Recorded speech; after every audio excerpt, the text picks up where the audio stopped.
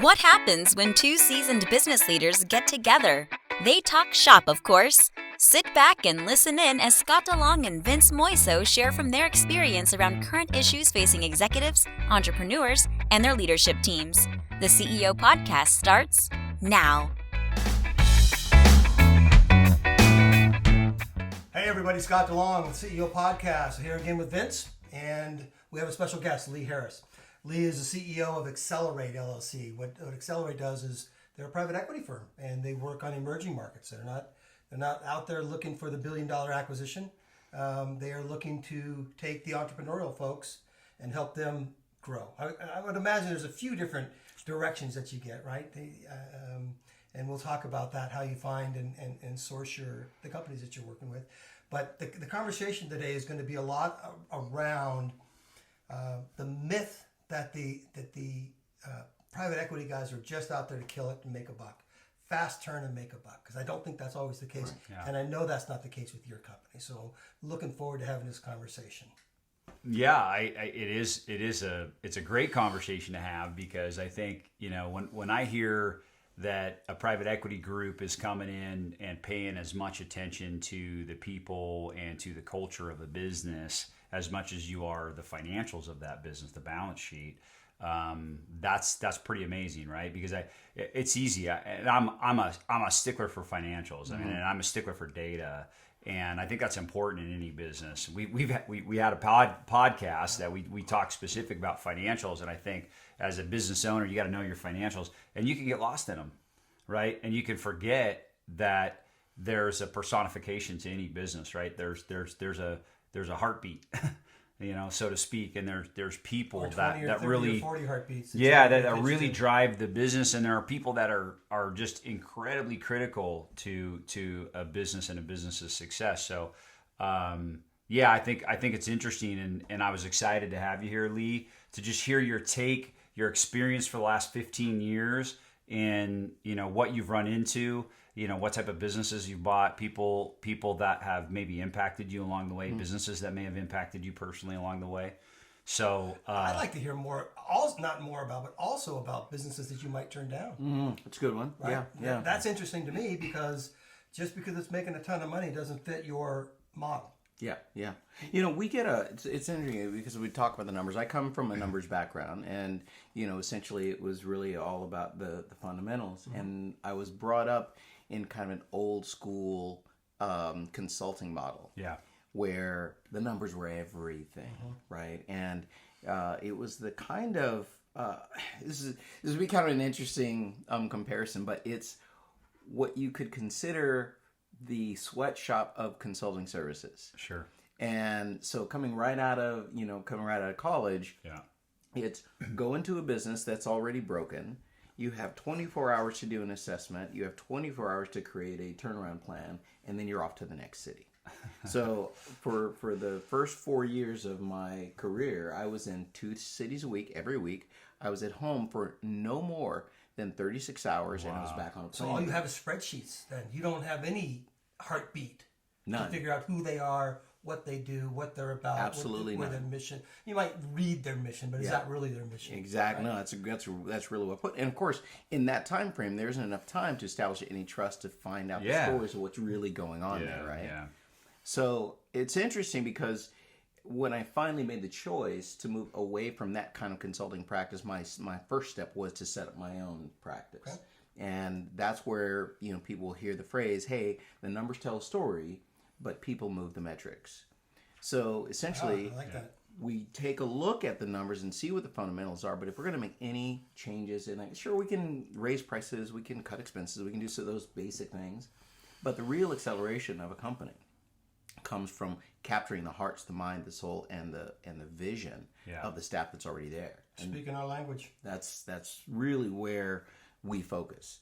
If we can't establish those things as a baseline, then we can't move forward with the deal. It's so funny, because it reminds both Scott and I have an athletic background. I'm a football guy, and it's such a sports analogy. And I think of it as a football team. And as you were saying all that, I was kind of smiling, because I'm thinking, like, if you just looked at a football team statistically, okay, right, you would miss everything because they might not be winning, certainly not winning a Super Bowl or, or national championship or things like that, and if you're just looking at statistics, you're like, wow, I mean, this team has it all. But if you go in the locker room, you'll find out whether it works or not. Right. Where it actually works. Take it down to a micro level. Like right now, we just got through with the combine, right? Back in Indianapolis, all the kids go out there, measure their hands, how many bench presses can you do and all that. Right. Yeah, that's not what these guys are drafting, right? They've now learned, besides the Wonderlic test, they've now learned it's the interview. Yeah, I got to interview them. It is the interview that makes a difference. More than that, it's the background check. It's the interview. It's the I'm going to talk to mom and dad. I'm going to talk to it's former teammates. Yeah, former teammates is like how were they as leaders and captains on the field. And so not to say that you're going to do a background check on everybody, that type of stuff on a business, but it's such a great analogy to me because it is incredibly important. So leadership, I mean, how critical, let's just talk about leadership for example.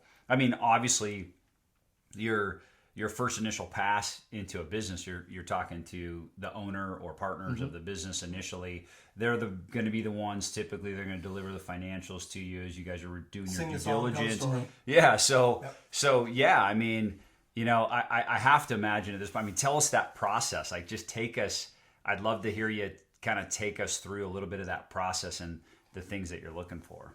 Yeah, I mean, we get pitches every week. All kinds of companies, all different sectors. We're not specializing in one or the other. We're really looking at what those fundamentals are, right? Yeah. And we're looking at, when we say emerging markets, we're not only talking about markets as in where it is in the country or in the world, but we're talking about emerging companies, right? Growth companies, right? So we may look at an industry that's up and coming. For example, we have something that hit our desk the other day on something called functional teas. It's a company out of Scottsdale, Arizona, and they've been doing a small section of functional teas, which are basically naturopathic ingredients to help, everything from energy to mood to arthritis and whatnot. So that's what the functional tea industry is. And right now, the functional tea industry started its growth path during COVID. I mean, it's been pretty stable. People have been interested. But when COVID hit, people were like, hey, can I not get vaccinated? Or, are there things I can do to boost my immune system? So that's when we started really kind of getting interested in saying, yeah, we think that's one that can stand the test of time in the current economic situation. Market first, company second, or company first, market second? No, we do market first, company second. Okay. Interesting. So in that case, we'll get a bunch of things and we'll look and we'll say, and let's just say at the beginning of the year, it's really at the end of the year, we're determining the last quarter of 2021, for example. We determine what our portfolio should look like in 2022, and then we get our relationships basically looking for deals like that. But the ones that come in sort of organically, either through our profiles, through LinkedIn, through our referral partners, or through our website, we essentially start by asking them through this screening system. 1, what is the market? 2, are they in the right geographic area? 3, are they having a certain amount of either growth or EBITDA right off the bat? So those are some like screen 1. So the lowest level screen, and we have got a scoring system. And let's say scoring, it's a 5-point scoring system, so it's not like at a micro level.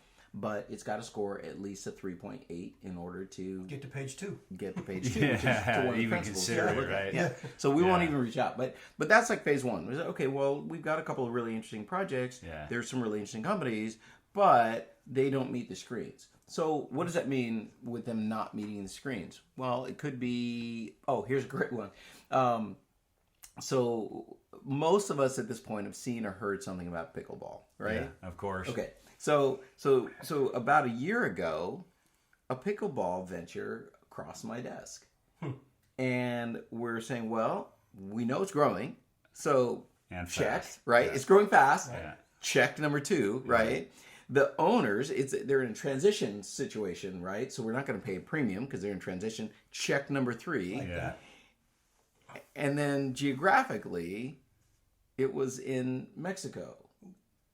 Okay, so We go, well, that doesn't really scare us so much until we started looking into the fact that it's a 50-year land lease and it's kind of locked in an area where there's zero tourism. It's a destination location, and there were all kinds of things. They're trying to sell it as a real estate acquisition, but we don't own anything. It's a lease. Yeah.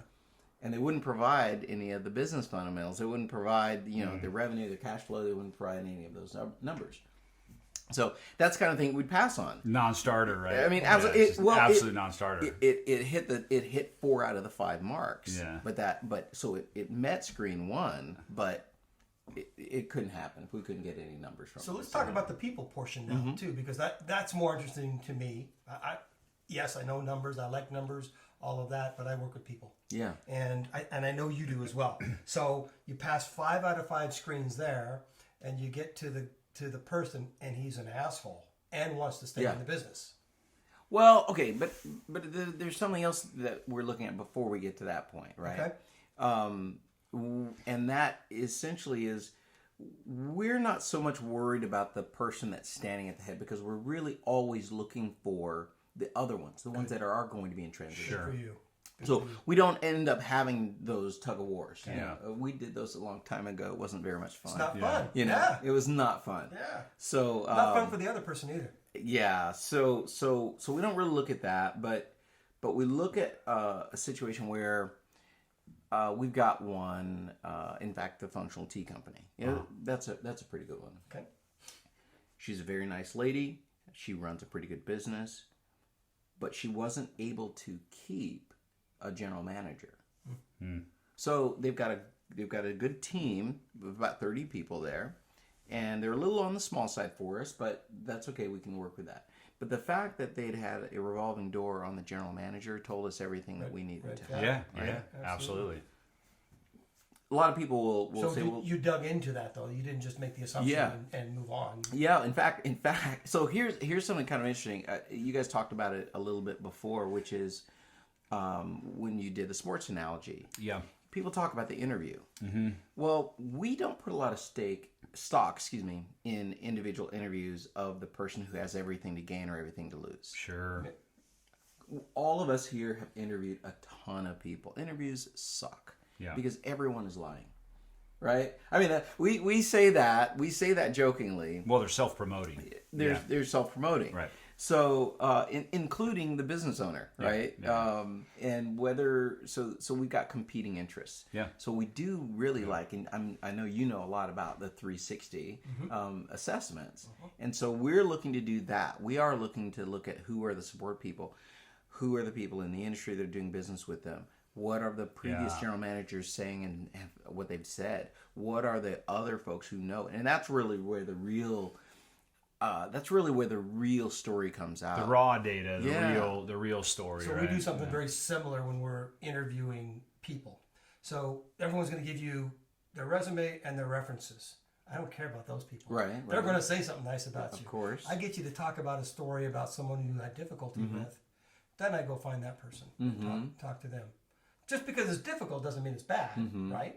But those are the people I want to find out. What is this story? The former general managers in this case. What happened? What's your side? Why aren't you there? Questions like that would be very interesting to find out. Well, we're going to talk about, on a future podcast episode, because we've already got it slated. But I run a disc assessment on especially key roles, right? Yep. And that tells me everything, right? Right. Because like you, I've done enough interviews to know, okay, great, we're in self-promotion mode at this point, so I've got to extract a lot of real information as much as I can, and one of them is going to come out of this assessment, and the other is going to come out of referrals. I mean, I'm to be able to call somebody and get some direct feedback. But even referrals don't always pan out, because of course the referrals are going to be people that think very highly of that person, and so you oftentimes got to dig a little bit deeper to get the real story. So I like that you do that, because you've got to again, we're going back to what I was saying earlier, is if we all here believe that the people are the pulse of a business and can be a pulse of a business. I think no matter what, the financials have to pencil, right? Like it all has to pencil. You can't get past that part. Great, but once you check that box, You can move on and understand that, okay, great, this is a successful business. I see some profitability here. I see some growth opportunity. Okay, people are the pulse of the business, and so how are we going to get to the heart of it during the diligence process? You guys you're bringing up a couple of really interesting points that I don't want to miss. There are a lot of private equity firms out there right now, and I think there's something a little different about what we do compared to what other people do, in that when we look at these scenarios, whether it be the DISC assessment or whether it be the 360 interviews, a lot of times what we're doing is that we're acknowledging that let me put it this way. It's more difficult in any market historically for women to get private equity deals than it is for men. That's the reality that we're living in. That makes sense. Right? Yeah. And not right, but it makes sense. Right. So some of it is representation, right? We have fewer women in the boardroom who are in decision-making positions, right? Yeah. And we like to do business with people that are similar to us. And so gender roles can have an effect on that as a pre-screen. Yeah. I may have some implicit bias against women and the way that they lead, for example, right? And so if that happens and we find the not so kind comments about the way that a woman leads when she's said the same thing in a similar tone as what a man does, then we've essentially eliminated that woman from the selection pool, if we buy into that, is what I'm saying, right? Right. Yeah. So we're very cautious and we're very discerning when it comes to looking at deals like that and how the evaluation of people and the words that they lose in the subtext is used to sabotage. That may sabotage some deals like that. It's interesting. This is my world, so I'm gonna go down that path. So you have this scenario where you have a dynamic woman leader and people aren't necessarily responding properly. Which one do you coach? So that's an interesting question. There's two sides to that. Yeah. Number one is we start with the leader and we try to identify if that's an adapted behavior or an authentic behavior. So through a series of conversations about this person's leadership style and how they came to that leadership style and having them tell us stories about earlier in their career and who their mentors were and how we kind of get a picture of whether this is just who that leader is or if they've realized that they're in a somewhat hostile environment and they've adapted to that environment. There's a tremendous amount of things that come from that. And there's a tremendous amount of, I think the only word I can use is release, because there's a pressure of being found out that they're being inauthentic. That's always there. So we start there. We start with the leader and find out who they are and get in a relationship with that person and create a safe space within our relationship with them for them to just be who they are. And ultimately, we then will. But they're still on guard because they want your money. They are typically on guard, but we're slow movers. Okay. We're really not looking to just come in and get the numbers and get them to pretend and do the song and dance and tell the story, right? So you do some dating before you get married. Oh yeah, I mean, this will be a turnoff for a lot of people, but we're 6 months to a year when it really comes down. That's been my experience though with multiple. So I've owned and run multiple businesses. And have been in the scenario where private equity has come in, and I've gone through the process several times with different private equity firms, and it has been a lengthy process. The cycle has been 6 to 12 months, and whether it's been a no or an offer has come through, right? So it's interesting to me, when you say that, and having been through it a few times.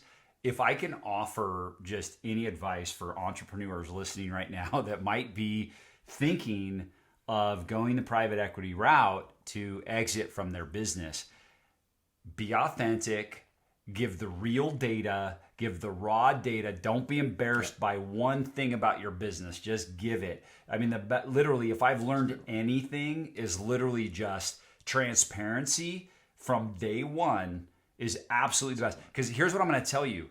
They're going to find it out anyway. Like, there's no hiding shit about your business, especially financially. Like anything financially, But more importantly, with people, with organizational structure, I mean, to me, if I've learned anything, it's just air the laundry day one and say, here's where we've been struggling. Here's where we've been succeeding. Here's where I have holes in the business. Here's where we've done really great. Here are my key people. It's just like, really, you can, and I don't want to say that necessarily speeds the process up, but it certainly makes the relationship immediately better.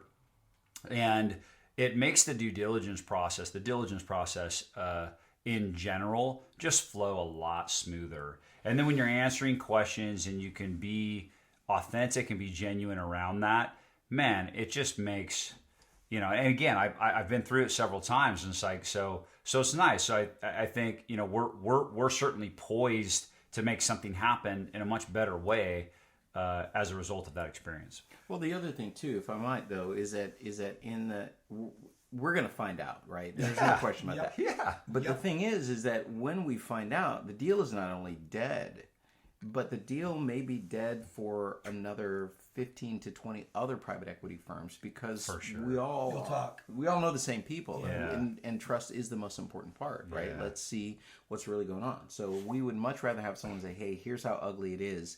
I don't know if this is the right deal for you, than someone who says, hey, it's a pig, but it's got lipstick and. But you'll grab turnaround, So we talked about this earlier, is that you're interested in some turnaround opportunities, right? So I think what's interesting to me is, and maybe you've experienced this, is that people might be embarrassed about the scenario that they're in. Yeah. When in reality, if you would just go ahead and be authentic and be genuine from the beginning, you still might be interested, absolutely, even in a turnaround scenario. Oh yeah, and absolutely. For that owner that's in that embarrassment, it might accelerate their exit.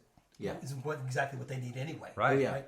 So trying to hide that, to try to sneak, it's not going to get snuck in. Yeah, no doubt.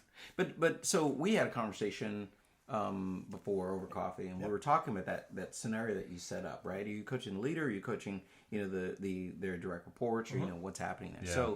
So I gave the example of where we start in terms of dealing with the leader themselves. Okay. But here's the issue. The issue is, who have they then surrounded themselves with?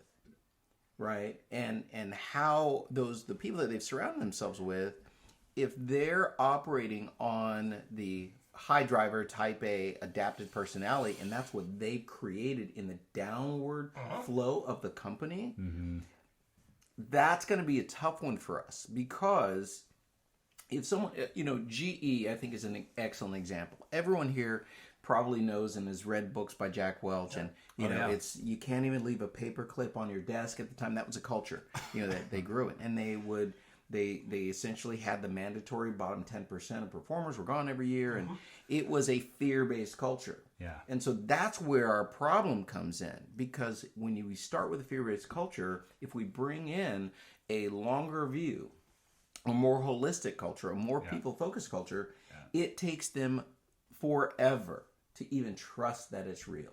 So let me tell you what happens in my business a lot. I get hired often by these emerging companies, the companies, the $10 to $20 million companies that the entrepreneur can build, but doesn't know how to grow. Right? So get it to this level and doesn't know how to do the next thing. So what do? They start hiring really competent people below them, and they keep acting the way they used to act. And these competent people are not producing what this person's expectations are. Yeah. So the boss hires me to fix them. Oh yeah. Come to find out, they're not the problem. Yeah. Well, They sometimes want the opportunity that you promised them, and you're not allowing it. So the answer, Mike, when I say who do you coach, both. It was great when we had, we had a previous guest by the name of Troy Hoffman, and it was great to hear his story, because he did the exit where his business is still running and thriving. Okay.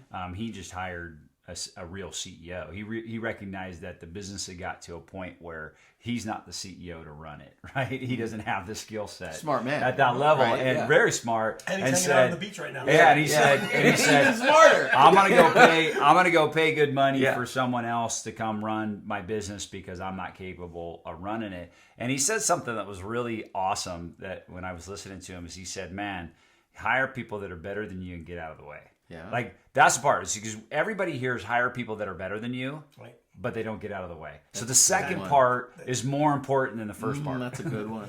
Yeah. No, Really good. So I want to go back into the compassionate capitalism piece as well, because one of the conversations that you and I had offline was about it's not about the quick turn and getting the money out and all that. You hold longer than most PE companies hold, right? Yeah.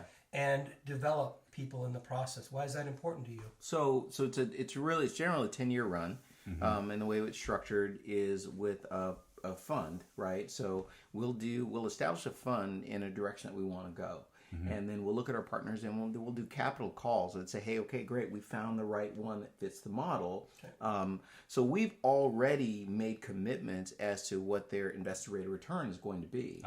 And our partners, the ones that are our investors, they're not looking for the quick turn. They're not trying to roll the dice, right? They're really looking for a value company, but they're not looking for something that the risk associated with trying to time the market just right is not what they're looking for, right? Yeah. So first, so that's reason number one. Our investors, our shareholders, are expecting something different, and that's what our investment philosophy is. Secondly, though, is that it's going to take time for us to maximize the value of that company. If we look at a culture, doesn't turn around overnight. It's been built over 15, 20 plus years. It's not going to change in 6 months. Die hard, right? It's not like a light switch. It doesn't work like that. But people want it to be, right? Yeah. So we're fortunate in that we don't have that pressure. We're able to invest the time that it takes, and most of the time, quite candidly, we see little flickers of turnaround. But the first 2 years is really just It's a grind. It's a grind of failure. We market it as we're just saying, look, we know that we're going to lose more than we win relative to the people in terms of them feeling valuable and valued in the company. Yeah. We've got to get through their old habits. We've got to get through their old programming. We got to get through and deal with the new vision and getting people on board. Yeah. And then it's got to trickle down the company. Change is difficult, and It's you're a going to lose 2 year people in slog. the change. Well, some people embrace it, right? And Plan for others run from it, and that's just the reality. I'll tell you a quick funny story. Okay, so this happened about 2 years ago. So a lot of times what'll happen is that because I came from the turnaround and consulting space, we'll get a few companies along the way, and we'll put in a new CEO, to run things. Yeah. But just for fun, because I love doing it, I'll do a lot of the workshops. When we're first introducing it, especially I'll participate around vision, mission, values. Yeah.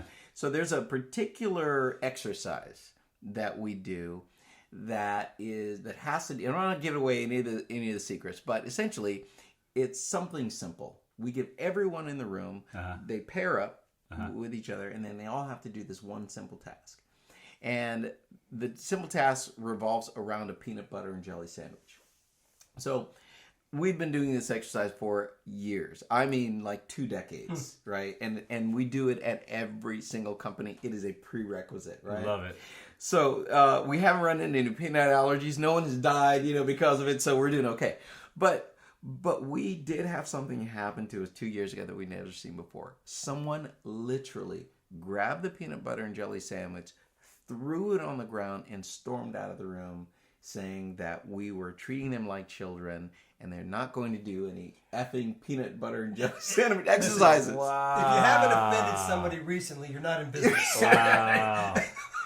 So the CEO is here and just mouth wide open because he was their top sales producer. Oh, no. No, absolute. He was completely. He was like, if he goes, then the deal may be done. He was producing that much at the company. Wow. And the guy knew it, right? And so we really ultimately, we still ended up actually, believe it or not, we were still able to do the deal, but we really had to get into what was behind that level of resistance and frustration and all that. And so I say that simply to illustrate the fact that something as innocuous as a you just don't know what the triggers are. Yeah. Right? You don't know what they are, and you don't know what stories behind them. Yeah. And there are human beings. I mean, we could have gotten caught up in our feelings about, we're disrespected, he doesn't respect the process, he's affecting other people, and all of that. But it's like, wow. Seek first to understand. What's going on? This is let's go find out. Rather Yeah. than just us to do. Yeah. Good for you. Yeah. That's important. That is important to dig into that part of a business. Yeah. We talk about this Stephen Covey's 7 Habits, right? So it's if you believe in that, we mention it all the time. It's seek first to understand, but it's easy in those situations, especially if you're leading something like that, to get completely insulted. You just blew up my event. Yeah. Right. And in the process, either lose the deal or top salesperson. Right. You don't want to do either necessarily. That's right. You may want to, but Right. not just based on a peanut butter sandwich. Yeah. But let's go back to something you brought up earlier, right? The compassion capitalism. Yeah. What, how would you define that? I have my ideas about what those two words mean when you put them together, but So one of the things that I battle with a lot with a lot of them are old school kind of managers and leaders, and we talked about this in our last podcast. Is that you work 2 weeks, I give you a check or even. That's our contract, and that's how I grew up, and it was that's what I'm doing, and come to find out people need more than that. So what I need to do to be a compassionate capitalist is, yes, I want to make money. Yes, I want the company to grow. Yes, but I want everybody to grow, not just me. It's not just me. So the compassionate means find out what it is that you need and see what I can do to help along those lines as well. Because if I take care of your needs, you're pretty much going to take care of mine, almost always, right? So I think, when I look at the compassionate capitalism, it's not about raping and pillaging and making the most bucks that you can make. It is about taking care of the constituents or the stakeholders or whatever words that you want to do, which includes the employees. It includes the shareholders. These people need to get taken care of as well. The customers and even the vendors. So that's what I'm talking about. It's compassionate. I am not going to grill my vendors down for the last dime and put them out of business because they're trying to serve me. I'm not going to do that either. So that's the compassion I'm talking about. If what they need is volume and I get a low price from that, cool, that's fine. But find out what their needs are. They need a bunch of volume in order to keep the mill running or whatever it's going to be. So the compassion part means find out what people need. We talked about it in our last podcast, the difference between equality and equity. Equality is giving everybody the same deal. Equity is giving you what you need, you what you need, you what you need, and then I get my needs met as well. Well, I learned that That's lesson. what I mean. I learned it the hard way. How's that? Early on, as a business owner, and you make assumptions, right? You assume, people want performance bonus or commission, or they want to make money. That everybody just wants to make money. Lowest form of communication is assumption. Or the assumption that your top salesperson is going to make a great manager, right? You make those type of assumptions. And I made both of those assumptions poorly early on as a business owner. And I remember this one in particular, this specific example. I remember I was so excited. I unilaterally put together this awesome compensation plan that included some performance incentives and all these things. And I went to a very key person in the business, and she was serving a key role as an operations manager. And I was going to give her this opportunity to kind of expand her role and earn more money. And I remember her eyes glazed over. It was like you could see that all of a sudden, like in her brain, she was going, wait, am I not doing a good job? Am I not, what's going on here? Right. My role is changing. Is there something going on with the business? And man, what a miss, just a complete miss. And all I had to do was talk to her and find out what she wanted, exactly like Scott's saying. And I could have developed something for her that would have been exactly what she wanted and probably less than what I put together, right? That's the funny part is if you just talk to people, you find out what they want, what they actually want, what's going to keep them happy in the business. Then you can build a compensation plan or a role, or you start to talk to people. Are you even interested in becoming a manager? I mean, I've done my share of placing the wrong people in management, the top performers, and you put them in the management role and they fail miserably. And I should have just talked to those people. I should have done two things. One, I should have asked if they even wanted that. And that's first and foremost. And then second, then develop the person, right? Nice. It's okay, so we just assume, great, I'm just going to throw you in the deep end and you're going to figure it out. You're going to be great, man. You're a top performer. Go get them, right? It's a terrible way to move forward because, and Scott and I talk a lot about this, is that what's important when we talk about, you ask the question, this you could call it conscious capitalism, right? Like it's develop the person. Don't worry about, training is important if like there's a specific skill set they need to learn. Okay, great. Otherwise, develop the person, and you're going to get it back tenfold. So I want to really look at that and dig into that a little bit, because I think one of the things that we have to acknowledge is that our education system was not developed to create and support entrepreneurs, right? That's not what our education system hasn't changed in right. I mean, in over 100 years. So. Yeah. I mean, and even if we look at the history, it hasn't been developed to teach people how to write a check or use a debit card either. There's a lot of holes there, right? So here's what I love about what you just said, right? Is that you said that we're looking at, number one is to start to developing people. We have a conversation. Totally, right. What do you want, right? And where do we go with it? Okay, so we started a project about 18 months ago, and it's called SparkPoint, and it's underwritten by SparkPoint Capital, a division of our own firm. Yeah. So I say two things. One is the name of the firm started before I had a conscious understanding of what you just talked about. That the principle of acceleration is what drove me, right? And so I assumed that it would drive everyone else. Yeah. So we named the company that, and then we realized people are like, wait, can we put the brakes on instead, right? I don't really want to accelerate. Wow. I'm good right now. Yeah. So, so when I was in high school up in the Pacific Northwest, there's a company there called Tektronix, and they were an electronics manufacturer. They had a program, a partnership with our education, that where certain kids were plucked into this program, about 25 of us. And we were tasked with developing a product, building that product, taking it to market, and developing all the teams and the leadership around it. That's when I knew what I wanted to do for a living, right? But I haven't found anything like that again. So SparkPoint Capital basically underwrites a program that starts with an elementary school after-school program. It has a middle school after-school program and a high school program where people are developing scholarship funds. Now, what we're doing in stage one is we're basically helping them get through the basics of understanding in their own terms what capitalism is. And I'm talking about exchanging Hot Wheels, for Legos, right? Yeah. And so there's this exchange process, so they can see things happening in the stores. The middle school is where people start to understand commissions and being paid for piecework and that kind of thing. Some of the affiliate marketing programs are introduced there. And then the high school program is about actually building the business. And then by the time they're ready to go to college, they actually have scholarship funds where they actually have a business to help them pay for college, rather than here's a $500 scholarship. Yeah. So, but I bring that up because our belief is that, and what we found is that we spend so much time, energy, and effort trying to develop the people in the business that remember, we're on a 10-year run here. Yeah. Right? The first 2 years is just establishing trust. The next 2 years is stabilizing and getting a little bit of acceleration. Yeah. And now we only have a 6-year run to actually capitalize on it. But what if the market shifted in the first 2 years? Yeah.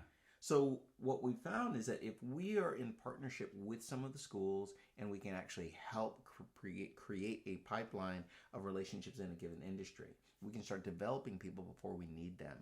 And then we're basically assuring our growth path. So SparkPoint is really kind of the near and dear to my heart, program. That's really cool. Because it's not only because we're developing people, but we're also realizing that there are certain groups, like we talked about before, that are underserved and underrepresented and don't have access to capital. They don't have access to relationships. And they don't even quite often have access to an awareness of what they need to get to the next level. So that's who we're looking for to mix into our portfolio, not just legacy. I like that a lot. Like starting down with the kids. The first time that I started getting involved and recognize that entrepreneurship isn't. So I started working at Chapman University in the Entrepreneurial Center, and it's attached to the business school, but it's in a completely different building 3 blocks away. That's interesting. interesting. And the dean of the business school is in charge generally of what the director gets paid and that sort of thing, but has no idea what's happening over in that building over there. It's a shame. But what happens there is that these young people get an opportunity to explore with people with a little gray hair hanging around to guide and challenge and question and all that. And unfortunately, now I'm thinking about your story. That's great that you can do that in college, but what if you can do it in high school? What if you can do it in middle school? Get that seed planted there. Yeah. Well, the understanding of trade, like I'm laughing because I love that concept. What happens is that, those of us that are naturally driven toward being an entrepreneur, that happened at an early age. Right. I'm trading my GI Joes for Transformers and my Star Wars for different things. So you take your A-type personality, combine it with ADHD, and you're an entrepreneur. Right. That's right. That's right. Boom, done. Yeah. I mean, I was laughing because I'm like having flashbacks of trading my Oreo cookies at lunch, and, and then at one point, like I was buying stuff in the in the store, whether it was gum or candy. Right. Like I was getting those. Do you remember those stinking grab bags? And I'm getting the grab bags for 25 cents, and turn around and I'm selling the one lollipop this kid wants for $1, right? Like it's like capitalism, and without even I was like not even knowing it was terrible, and it's just and then you graduate to the paper route and to all these other things where some are naturally driven toward that, and then you learn from experience, whereas most others, to your point, are not, but never get taught it in elementary school, middle school, or high school. The other kick in there is that those people that don't have access, right? So I want to make sure that we highlight that as well. So kids who grew up here in San Clemente, a lot of the parents are entrepreneurs, all that kind of stuff. They see it as well, and they can meet their friends and their friends and all of that. But you're not talking about those kids. You're talking about kids that don't have that access to capital. That's down the road. Right, that's down the road. Access to people. Yeah. I'll something that you were talking about, though, really, because I was getting pictures of, the professional football team pencils, right? Oh, yeah. So that was the first time that I got sent to the office was for, selling the pencils. But had those. High five. I did the same thing. I had those. My kid was selling e-cigarettes. Full on selling those. Those were the best. But I had a funny. This plays directly into what you were talking about. Okay, I don't know if I'm the only one here, but I've been fired from a job. In fact, the first time that I got fired from a job, I was 9, and it was a paper route. Nice. So what happened was that I had a paper route in town, and my mom will laugh when she actually hears about this, because I'll never forget the look on her face. But so I had this paper route, and my paper routes were performing so well that they offered me a second paper route. I'm like, great, I'll take the second one. By the time we got ready, and they'd say, and I said, wait, I'm making more money on the second paper route. So I went back to them and said, hey, can I have a third? Oh. And they're like, well, we really limit it to 2, and there were all the reason justifications for it and whatnot. Yeah, but of course. They went ahead and they gave me the third paper route. So now, for anyone that realized there are only 24 hours in a day, and for a 9-year-old, there's a big chunk of that that's taken up with school. And, the papers are supposed to be delivered before school. Yeah. There's no way physically that a 9-year-old kid can ride his bicycle, deliver all of these papers, right? Yeah. So what came to light was one of the clients on the third route was like, the second route was like, hey, Lee, why is it that we only see you on monthly when it's time to collect? Yeah. Right. I'm like, well, I mean, you're getting your paper, right? And I'm like, well, yeah, we get the paper, but we never see you actually delivering the paper. Right. Well, that's my friend was delivering the paper, all the time. So I said, well, hey, look at the time, gotta go. So essentially, I had hired 9 of our neighborhood, 3 per, to deliver the papers, and I was collecting them. And my mom got the knock at the door, said, we had a report from one of the clients. You can't really do this. My mother's like, well, show me where in his employment contract that says that he can't do that. They couldn't find one, right? So that was my first bit. Anyway, they took the paper out, they got rid of them. I love that. So, but to the issue was that I think about it now, and I'm excited for the fact that I grew up in a household that talked about things like that talked about the fact that I don't want to let someone else control my time or my money, that taking a little bit of risk to get commissions is better than depending on someone and hoping that they give you a raise, right? But there's another part of me that's paying amends for that today through the Spark Point program.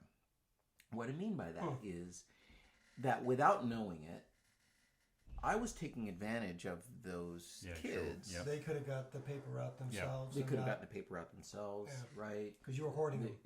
Right. I mean, the way you're looking at it now. Yeah. I'm like, well, I was just constantly expanding. I was doing the traditional command and conquer capitalist model, right? Yeah. How much can I get and how little can I pay? Yeah. That was all that was important to me at the time. Yeah. Granted, I was 9 years old. But now I look back and I say, how can I then educate and equip people to say, hey, we're going to be partners in this business for a time. We're going to split for a time. Yeah. And then I'll get a royalty for what I invested in you for all this time, right? Great. So that's really kind of where I look at myself and I go, yeah, this is a guilt-ridden, trauma-based response, Listen, you can see I don't care how you got there. You got there. Right. Oh, man, and I could go... I had the paper routes too, and a lot of similarities here. And so I don't even want to go down this rabbit hole. Great story.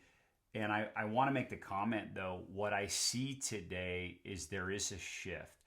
I don't know if COVID drove it. I don't know if it's, our access to information and education today. I don't know what it is. Maybe it's a combination of all these things. But, we've seen a mass exodus from employment, right?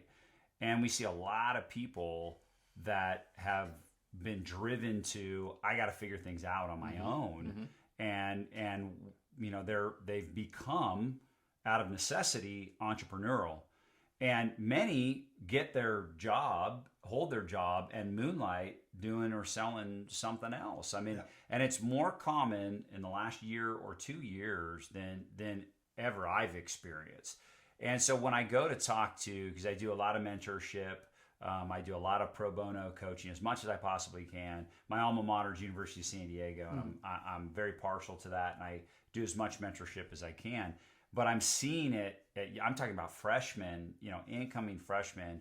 I'm seeing it and witnessing it at a level that I haven't experienced before, where they're chasing after that and have a better understanding of what resources they have to get to the next level and get there much faster, certainly much faster than I ever did. So what does that mean for the company? So, I think that's good for the economy, that we have more entrepreneurs doing more things and trying, failing, growing, doing whatever they're doing.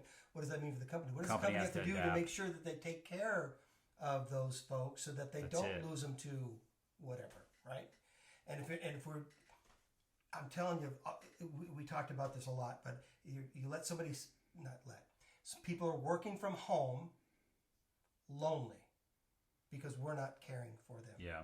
Gets back to care. So that the compassionate capitalism, care. Yeah. Put some care into it. Otherwise, you're going to be lonely. So you're going to be by yourself. So it's interesting though, because Vince, you bring up that idea, and I want to kind of bring this back into how that affects the type of companies that we're interested in, right?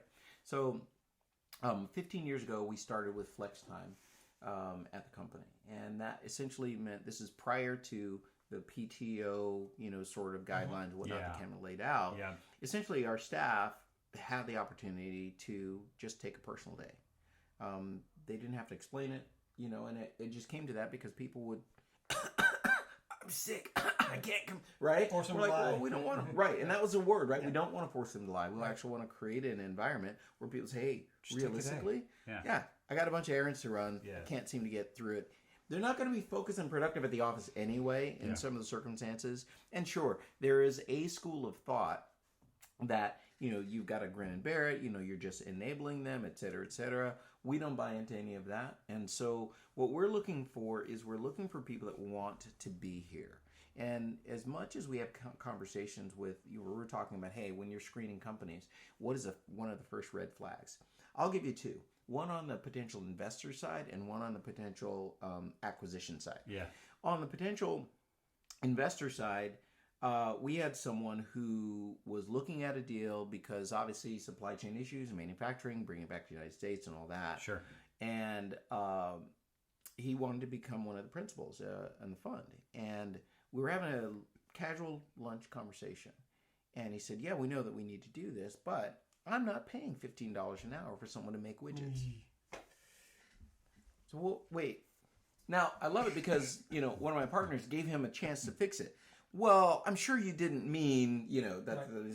No. And so he doubled down on it. I'm like, okay, wow. well, that's not going to work. Yeah. Obviously, because Moving to Iowa where I can pay $7.25 an hour. I mean, think about this. My first job was for $9 an hour at McDonald's 40 years ago. 40 years ago at $9 an hour. How is it that wages have not risen, right? Anyway, long story short. So the other side of that was a business owner who kept saying that we can't find people to work for us right now, to your point, right? Right. But the reason was different. Her reason at the time was people just don't want to work. And so in having conversations with her and looking at the payroll report and what they were being paid, and the last time that people were and how they were getting raises of 2% every 2 years. Here. Well, yeah, they don't. That's right, and that's really it. That's right. So when I listen to you talk, Scott, I hear someone who is passionate about helping owners and leaders create an environment where people will want to work for the company.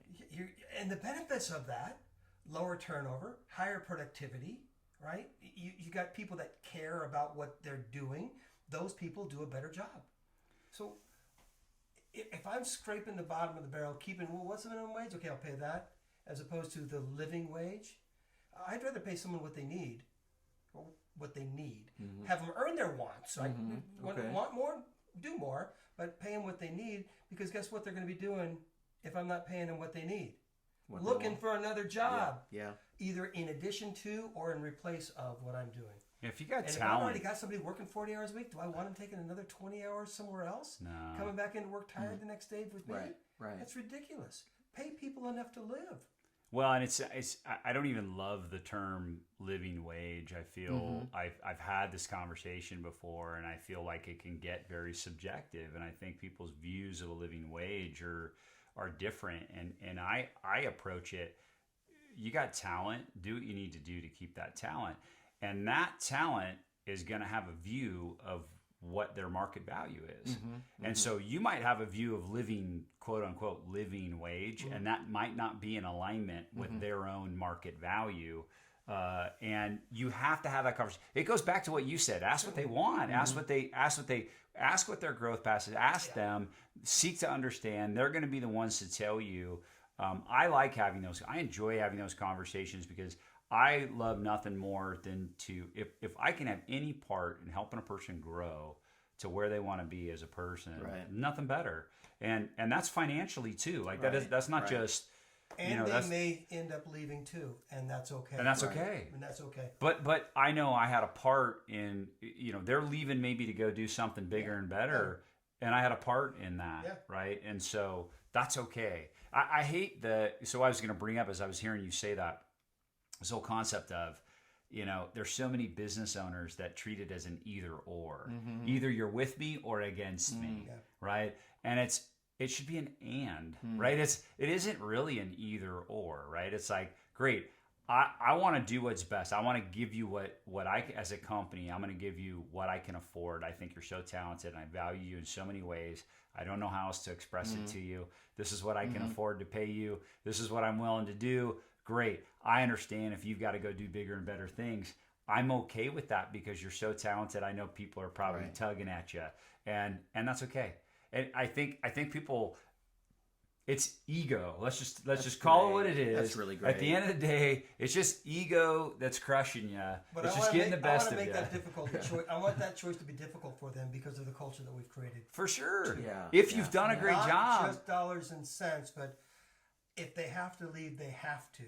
but they don't want to. Right. That's who I'm looking for. But And that's what I imagine, would develop. like, I got to say this too. So for any entrepreneurs that are listening to us right now, if you've heard anything at this point, imagine creating that level of culture, and imagine the sellable business that you have, if that's what you want. Right. I mean, not everybody, some people have a lifestyle business, and that's okay. There's nothing wrong with that. But if you're looking to potentially exit, imagine if you surround yourself with people, talented people, and you've created this culture in the way that we're talking about it, and you've really developed people as human beings. Like, you know better than I do, but I just imagine that as a really, really attractive business An easier to company potentially buy. to purchase, isn't Well, it? well, here's the thing that gets really exciting, right? Is that we look at people, and this actually happened. One of our first deals was in the staffing space, and Linda Hessler, her company was CoreLink, and we're well past any kind of a NDA, confidentiality, but she was the reason I got into this business. Wow. I was working for another company at the time, and I had done a consulting call on her practice. And she says, well, here's who I've got lined up and who helps me run my company. And I sat there and I listened to her, and I saw who she had surrounded herself with, and I was like, I got nothing for you. Right. I mean, it was really a well-oiled machine. Yeah. And she says, so I don't think I need, anyone else coming in right now, but let's have lunch. And so she started taking me to lunch and mentoring me and just taking an interest in what I was doing. And so the reason that I am where I am today is that she gave me a contrast to the numbers are all that matter. What you grew up with. And I got to see grew it. Up with Yeah, in business. I got to see it real world from Yeah. what she had produced, what kind of valuation she was able to get, the kind of people that she had that wanted to work there. And then once I actually realized, now we have a well-oiled machine. We have people that care, and all she was really short were the resources to eventually double the EBITDA over the course of the next 5 years. Capital, right? And that became our business model. Yeah, I love Let's find those people that have worked with you. Let's find those people that you've nurtured over the last 2 to 3 years to get where they are, and are really excited to be in the organizations that you're running, and then say, wow, you mean all we have to do is open up, an account and extend your credit lines and help, you... And now you're going to actually see 20-25% EBITDA. That's a sexy let's business. Do that. That's great. Okay. All right, we're overtime. I know We are. It's good. I It's forgot good. to set the clock on, but It's we're fine. overtime. I love it. I love this type of conversation. This is good. Yeah. Taking a money guy and hearing that he cares about people too. That's pretty cool. You can't spend it by yourself, right? Well, as tradition has it on the podcast, and we love it when we have guests, because of everything that we talked about today, I'd love for you to pass on some knowledge, some nuggets, something, just one takeaway where it's like, hey, if you're doing this, and I don't care if it's just you're talking about mentorship, or if you're talking about to a business owner, or whatever you feel most strongly about, is just what would you love for the audience to take away? We've talked about a lot of really good things, here today.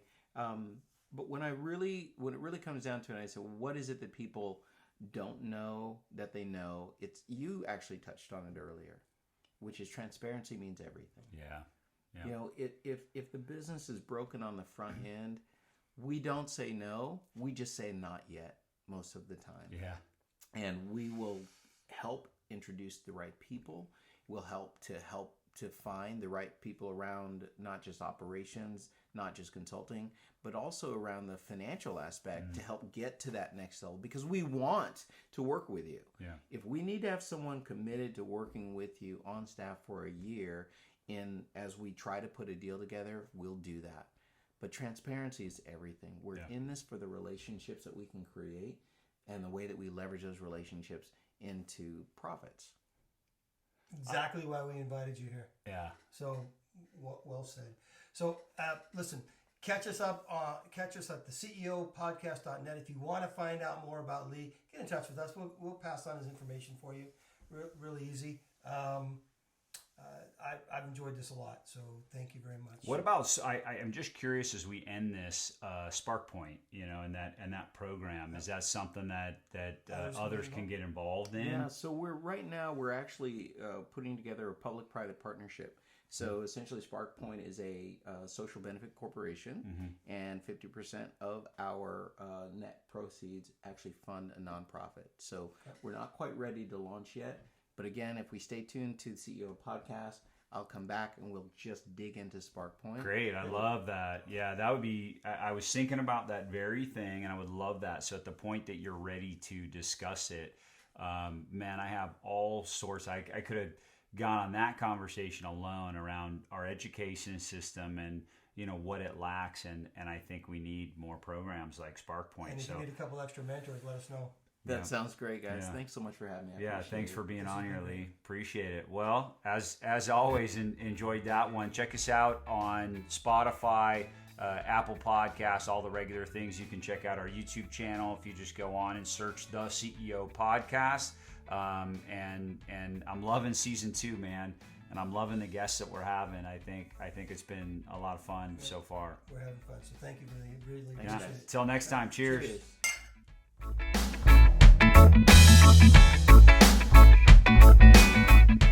Thank you for joining us for the CEO Podcast. Please visit us at theceopodcast.net, where you can learn more about our co-hosts and listen to past episodes. If you would like to have a discussion and dive deeper into any topic, there is also an option to contact Scott or Vince to schedule some time with them. Thanks for listening.